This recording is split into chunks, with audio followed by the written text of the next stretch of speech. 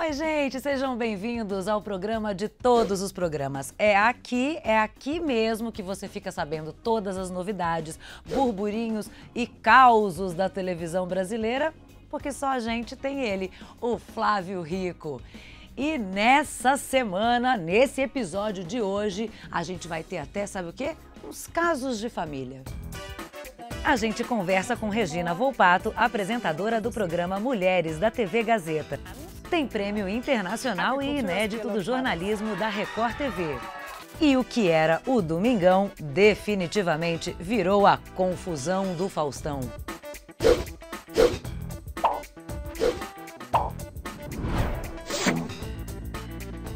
Bom, dessa vez o que aconteceu foi que a TV Globo emitiu um comunicado dizendo que agora o Thiago Leifert vai ficar no lugar do Faustão até que o Luciano Huck possa, então, assumir. E isso virou uma confusão danada, pelo amor de Deus, Flávio Rico. Conta pra gente como é que foi isso. Que coisa, né? Surpreendeu todo mundo. Vou contar um bastidor para você, Dani. No dia que o Fausto deixou o hospital que ele ficou alguns dias ali,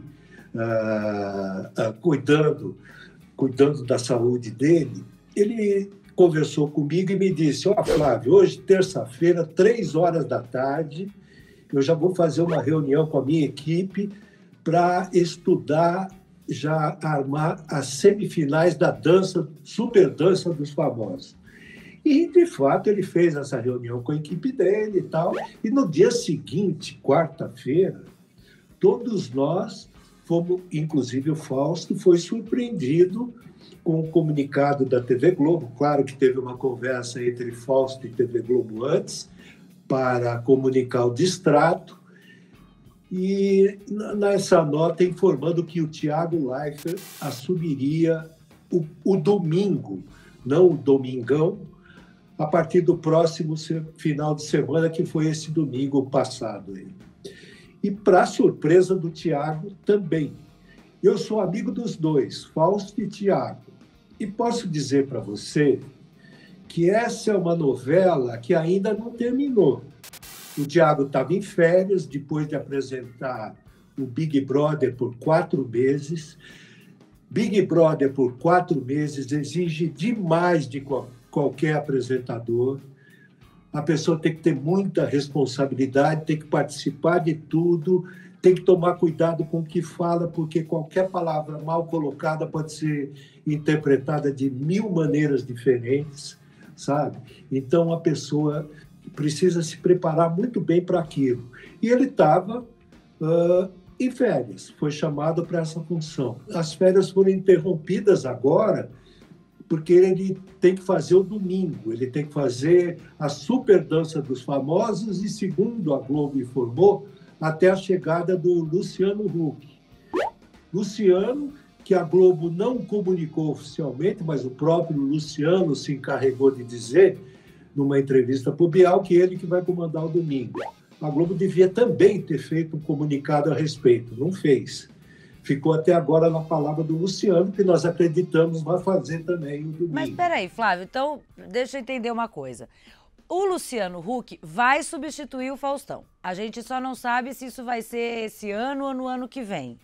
E o Thiago Leifert estaria enquanto o Luciano Huck não vem. Só que o que você está dizendo é que isso também pode ser que não aconteça, porque pode ser que o Thiago Leifert tenha que sair antes para apresentar os outros programas, é isso? Exatamente. Sabe por quê?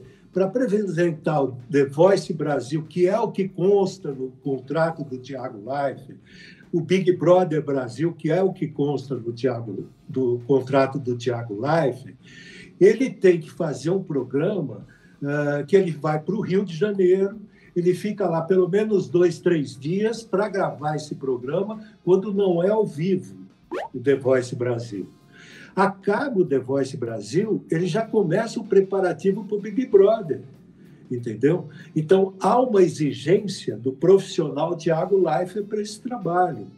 É um grande ponto de interrogação. O que a Globo vai fazer? Eu acho que a Globo está com uma batata quente na mão.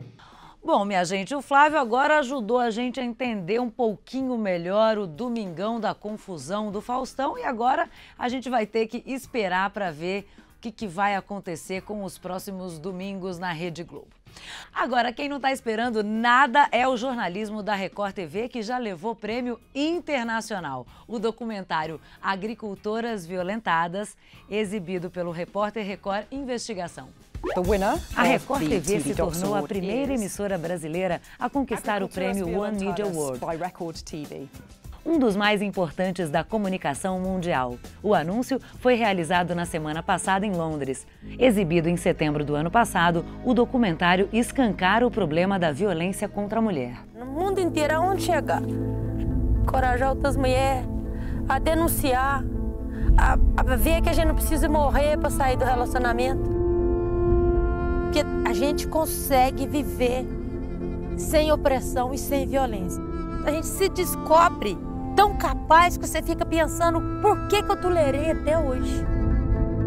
A gente se descobre muito forte. E esse prêmio foi muito comemorado aqui pela equipe responsável pelo documentário. Quer ver? The winner of the TV Docs Award is Agriculturas Violentadas by Record TV.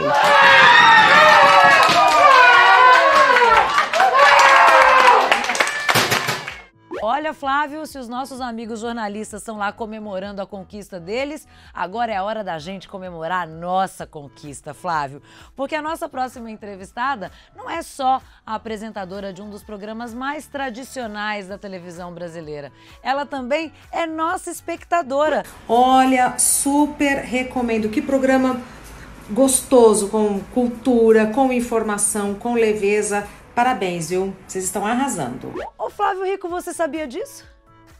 Eu acredito, porque ela é uma pessoa maravilhosa, amiga dos amigos. Sabe quem é, Dani? Olha, Flávio, saber eu sei, mas não sei se já posso chamar. Tá bom, vai, chega de enrolação. Seja bem-vinda, Regina Volpato. Ô, Dani, muito obrigada. É um prazer enorme participar desse programa com você, com o Flávio Rico. Tenho muita admiração por ambos. E tenho uma amizade, um relacionamento de muita cumplicidade até com o Flávio Rico. Eu acho que eu já vou começar te perguntando uma coisa, Regina. 40 anos o programa Mulheres completou no ano passado. Como é que é essa responsabilidade? É uma responsabilidade apresentar um programa tão tradicional, né, da televisão? Sem dúvida. Dani, eu caí lá por acaso. Eu fui cobrir férias da Kátia Fonseca quando ela tinha programado passar um mês fora. Fui contratada em setembro. Quando foi para um mês, contratinho de um mês, tudo bonitinho. Quando foi em dezembro, a Kátia mudou de emissora. Aí eu recebi um telefonema da Gazeta falando, olha, entre nós nada muda, você continua cobrindo férias um mês, tudo bem? Eu falei, tudo bem, tudo jóia. Eu tinha outros planos para mim, eu pensava em mudar de país, eu pensava em ir para Portugal, mas assim, eu tinha muita autonomia, né, para gerenciar a minha vida. Eu falei, tudo bem, então vamos ficar um mês.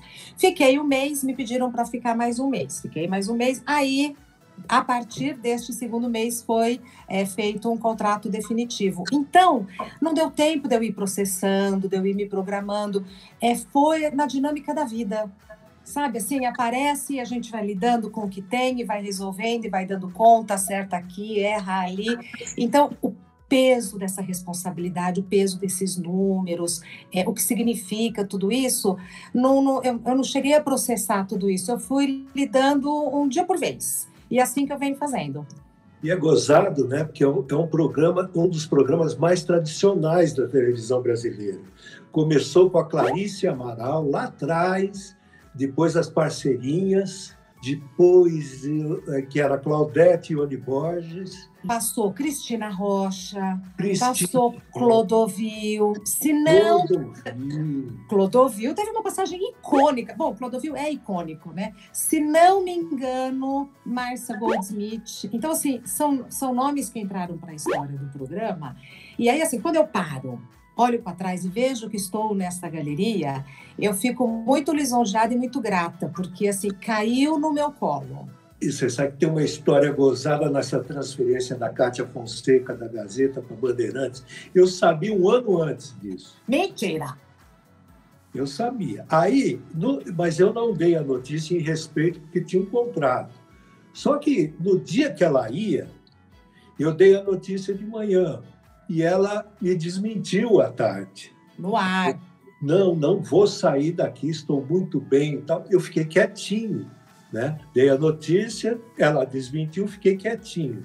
Só que como eu sabia o horário que ela ia assinar, que era 7h da noite na Bandeirantes, eu falei assim, eu vou esperar, é a vingança do motorneiro, vou esperar. Eu tinha uma pessoa bem conhecida que estava no momento da assinatura e que me passou um WhatsApp, acabou de assinar. Eu botei na hora a notícia. Kátia, você que acabou de assinar com a Bandeirantes, conforme eu me informei de manhã. Mas foi uma coisa curiosa isso. Emocionante. Eu, como estava envolvida, porque assim, não é sempre que a gente acompanha essas movimentações. Falei, nossa, mas o Flávio Rico deu essa notícia e ela desmente. A gente ficou esperando, né, o desenrolar dos fatos e foi um dia emocionante, assim, porque foi um jogo de xadrez, né, ou de truco, não sei. Ô, Regina, e você fica 3 horas ao vivo no ar, né? Você se considera uma maratonista do entretenimento? Olha, no começo eu ficava 4, Dani. Eu ficava 4 horas. Você imagina, eu entrei lá sem fazer piloto, sem fazer teste, sem fazer nada. Eu estava trabalhando fora da televisão. De repente, eu entro e fico 4 horas no ar, descobrindo ali, no ar, ao vivo, qual era a câmera, qual era o lugar, para onde eu tinha que ir. Câmera 2, as câmeras não tinham números. Eu não sabia qual era a câmera 2. A partir daí eu falei, gente, tudo bem, você me canta o número da câmera, mas bota um número na câmera para eu saber qual é a 2. Eu tô vendo 4. Eu não sei qual é a 1, a 2, a 3, a 4. Né? Então, assim, eu fui me acertando. A primeira semana foi um salseiro. Acabava o programa, juro por Deus, eu sentava, eu não tinha condições de raciocinar. Porque são 4 horas, todo mundo trabalha muito, mas às vezes você para, toma um café, vai lá fora, toma uma água, olha pela janela. Eram 4 horas. Pauleira. Pensando, arrumando assunto, e assim, da pauta médica para culinária, da culinária para artesanato. Então, assim, era um jogo de cintura que eu não tinha, que eu precisei desenvolver. Hoje, o programa tem 3 horas, hoje eu sinto que eu tenho ali o domínio da situação, até porque eu já sei que se eu errar de câmera, errei.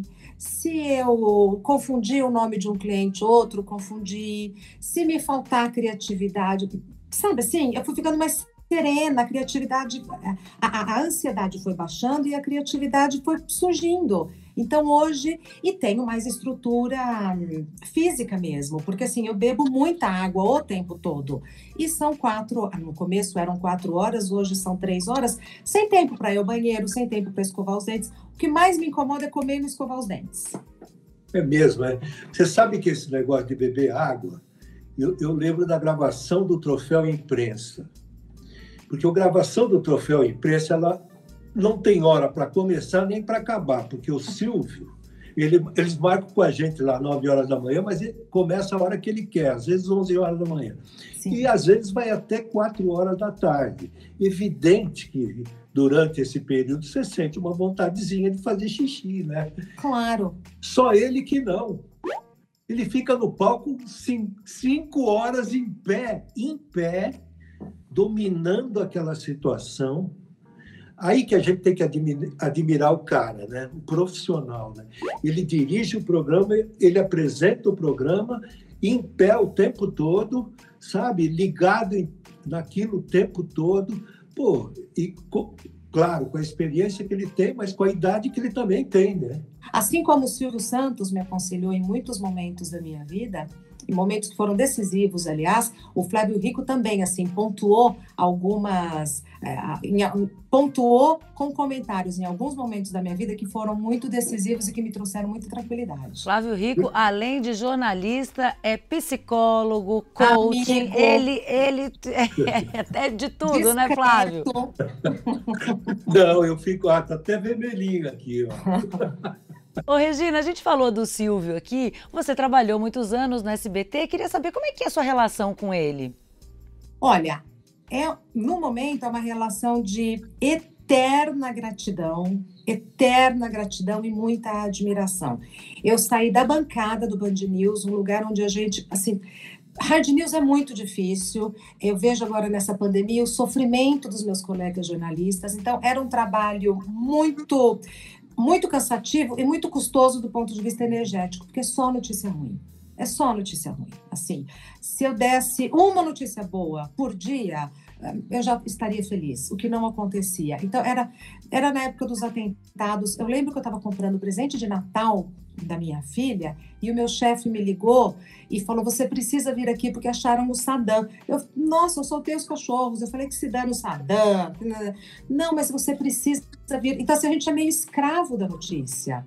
E o pior é que a gente gosta disso, né? Só um parênteses. O Silvio Santos me tirou dessa realidade e me levou para o entretenimento. Isso mudou tudo na minha vida. Isso mudou tudo. Mudou minha condição financeira, mudou minha qualidade de vida, mudou minha visão de mundo. E ele me deu estrutura para isso. Então, assim, foi um processo de seleção que me ajudou a me preparar para enfrentar aquele auditório e enfrentar aquele programa. Foram pilotos, foram treinamentos, foram conversas. Então, ele não me tirou da bancada e me jogou ali. Conversava comigo no camarim. Então, ele foi um mentor, um sujeito ocupado, um sujeito com muita coisa para fazer. Então, pegou uma novata, que eu acho que ele nem sabia o nome direito, e foi me preparando para isso. Isso me deu um estofo para a vida. E quando eu decidi também, que eu já tinha cumprido minha missão, que era hora de eu encerrar aquele ciclo na minha vida, de novo, ele me chamou para uma conversa no camarim dele. Olha, eu nunca contei isso. Só nós dois, no camarim, conversando. Ele perguntou como que eu estava, se eu estava bem, se eu estava emocionalmente bem, se eu estava feliz. Ele quis saber de mim. Ele quis saber de mim o porquê que eu não queria continuar, se tinha acontecido alguma coisa, se eu estava chateada com alguém. Então, foi uma preocupação tão autêntica e tão simples, que eu achei que ele fosse, essa conversa, eu achei que ele fosse me forçar alguma coisa. Ele quis saber de mim, ele quis entender, ele quis saber o que tinha acontecido. Então, ele teve uma postura até carinhosa, desde o começo até o fim da minha passagem pelo SBT. E me fala uma coisa, Casos de Família é um programa, enfim, que todo mundo comenta, todo mundo fala, tem muitas histórias, tem muita confusão. Eu queria que você contasse um pouquinho como é que foi essa experiência de apresentar o Casos de Família e se tem alguma história em específico que você não esquece jamais. Olha, na época que eu fazia o Caso de Família, não havia rede social, tinha só o Orkut. Então, não tinha meme. Os memes da minha época foram feitos agora, 10 anos depois. Eu imagino se na época já existisse rede social. Então, o nosso relacionamento ali ainda era muito distante. Hoje é muito próximo, né? Hoje é uma outra vida. Era muito distante o que a gente fazia no estúdio, que ia para a televisão, e o relacionamento com as pessoas, como isso era digerido pelas pessoas. Então, não tinha muitos memes por conta disso. As histórias, todas me marcaram profundamente. Todas me marcaram profundamente. Óbvio que agora, com os memes, e quando vem o meme, eu lembro da onde a pessoa estava sentada, se era primeiro caso, segundo caso, terceiro caso. Eu me lembro qual era a situação. Eu fazia aquele programa de corpo e alma, e para que não fique nada mal entendido, a Cristina Rocha dá um show, a Cristina Rocha tem estilo, ela apresenta aquele programa de um jeito brilhante. Então, assim, não tem demérito nenhum eu falar da época que eu apresentava, não tem demérito nenhum com relação a Cristina Rocha. São dois estilos diferentes, porque são duas pessoas diferentes. Mas eu entendo que ambos têm o seu valor.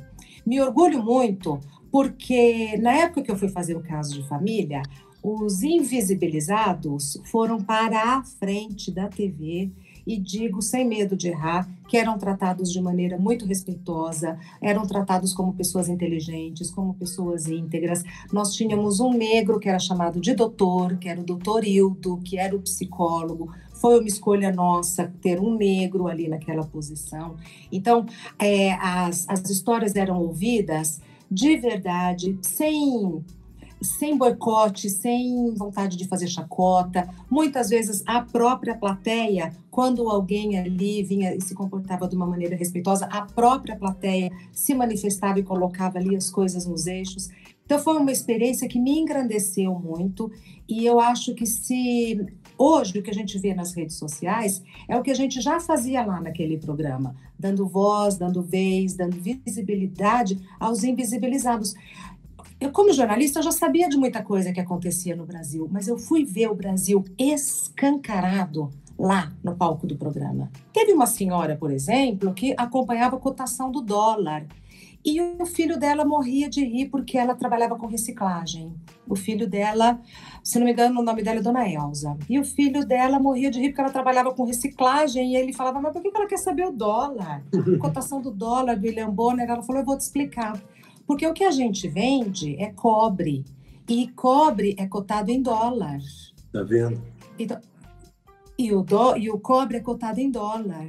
Então, eu sei quanto eu vou vender o meu produto amanhã, de acordo com a cotação do dólar hoje. Não é o mesmo preço todo dia. Que coisa, hein? Regina, deixa eu fazer uma pergunta para você. Se você tivesse a caneta na mão, o que você mudaria na televisão de hoje em dia? Eu vou aproveitar um assunto super fresquinho. Super fresquinho. Eu mudaria a maneira que a gente tem de mudar de emprego. Tá. Eu não sei porque na televisão parece que quando a gente muda de emprego, algumas pessoas ficam pessoalmente ofendidas. E eu não vejo nas outras áreas, quando um cabeleireiro quer mudar de salão, quando um médico quer mudar de hospital, quando uma manicure quer mudar, enfim, quando advogado, é legítimo mudar de emprego. Por muitos motivos, mas por infinitos motivos. A gente muda de emprego por infinitos motivos, e o patrão também muda de funcionário por infinitos motivos. Eu adoro o que eu faço, eu adoro trabalhar com comunicação, eu adoro trabalhar com televisão, mas eu acho que às vezes o nosso negócio não se comporta direito. Tem um jeito feio de se despedir das pessoas, desrespeitoso com o público, desrespeitoso com os funcionários, desrespeitosos com o próprio negócio. Porque assim, a gente tem o quê? 5, 6 lugares para trabalhar? Chutando alto 10? Exatamente. Os donos se falam, os donos são amigos, e nós também somos. Para que forjar uma inimizade? Para que forjar uma intriga? Quantas vezes tentaram forjar intriga entre mim e a Claudete Troiano, Cristina Rocha, Kátia Fonseca? São mulheres que eu admiro, são mulheres que são muito boas no que fazem, são alvos do meu respeito, mas vivem querendo intriguinha. A gente só trabalha no mesmo horário, e muitas vezes nem no mesmo horário. E a gente tem que se ajudar. Regina, tem uma história engraçada, uma curiosidade na sua carreira que você possa revelar aqui pra gente? Sempre quando me faz essa pergunta, me dá um branco, mas me dá um branco. Eu não consigo me lembrar, assim, de bate-pronto. Talvez até o Flávio Rico se recorde de alguma coisa. Eu não consigo me recordar, assim, porque... No caso de família, foram muitas as situações, no Band News, sempre tem, né? No Manhã Maior, Manhã Maior, tudo que podia dar errado no Manhã Maior, tudo que... isso pode acontecer. Caiu câmera, o cachorro fez xixi, eu e a Daniela, às vezes ela falava uma coisa, eu não sabia do que ela estava falando, mas o mais curioso dessa história é que se o público de casa se divertia, a gente também. A gente se divertiu. Porque assim, não é possível. O dia que a câmera caiu, não é possível. Sabe? Muitas coisas desse programa viraram meme, né, Regina? E a gente ri. A Daniela, nos orientaram mal quando ela fala temos ligações. O meme ficou todo no colo dela. Mas nos orientaram mal. Eu também achei que o cara ia entrar. Só que ela falou alô. Conta, pra quem não conhece ainda essa história, você podia contar ela inteira pra gente? Então, a gente estava falando de denúncias na polícia e tal, e não sei o quê. E do jeito que passaram pra gente, do jeito que veio a pré-pauta, do jeito que explicaram, pareceu mesmo que alguém ia entrar conversando conosco. Então, nós falamos, temos ligações.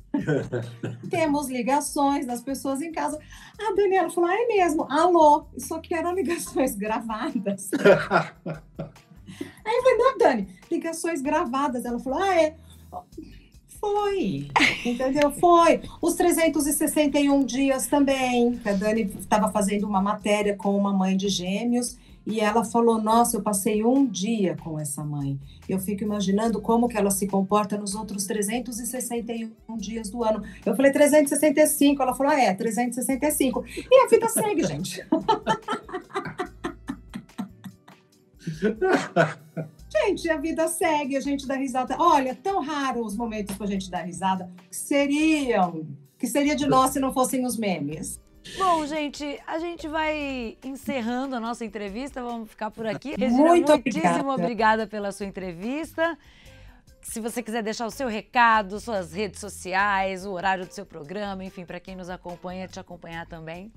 Claro, eu queria agradecer muito, eu me senti muito honrada. Não é confortável para mim essa posição de dar entrevista. Eu prefiro perguntar, não sei se por curiosidade, porque eu sou xereta ou porque eu sou tímida, mas eu prefiro perguntar a responder. Vocês me deixaram muito à vontade. Eu adoro o programa de vocês. Vocês estão fazendo um trabalho primoroso porque traz história, porque traz informação, porque traz descontração.